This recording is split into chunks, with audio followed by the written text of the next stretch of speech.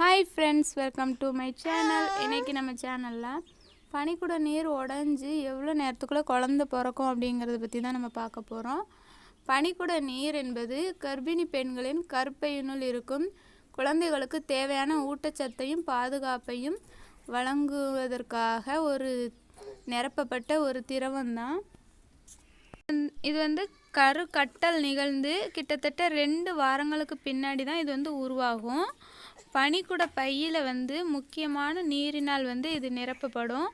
10 வாரங்களில் பனிக்குட நீர் குழந்தைக்கு வளர்ச்சிக்கு தேவையான கார்போஹைட்ரேட்டு ஊட்டச்சத்துக்கள் எல்லாமே கொடுக்க ஆரம்பிக்கும். குழந்தை சிறுநீர் கழிக்க தொடங்கின பிறகு இந்த பனிக்குட நீரில் சிறுநீரும் கலந்துருக்கும். குழந்தை வளர வளர இந்த பனிக்குட நீரின் அளவு அதிகரிக்கும்.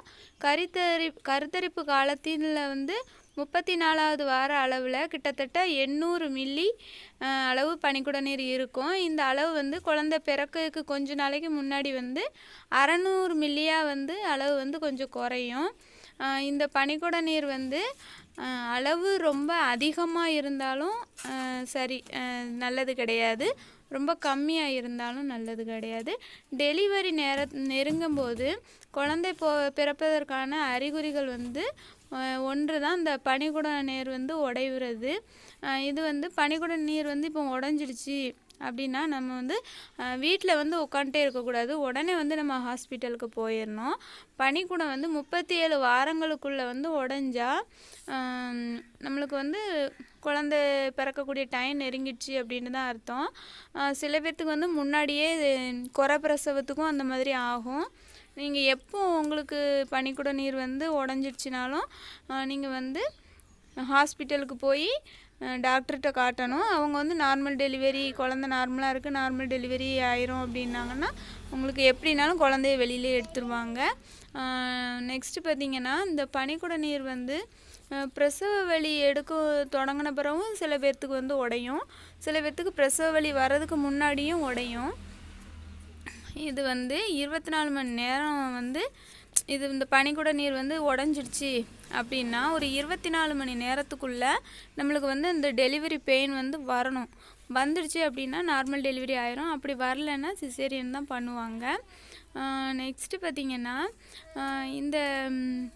இந்த பனிக்குடத்தில் நீர் சரியான அளவில் இருக்குதா அப்படிங்கிறத நீங்கள் இந்த ஸ்கேன் எடுப்போம்ல, அந்த ரிப்போர்ட்டில் நீங்கள் பார்த்து நீங்கள் விசாரித்து தெரிஞ்சு வச்சுக்கணும்.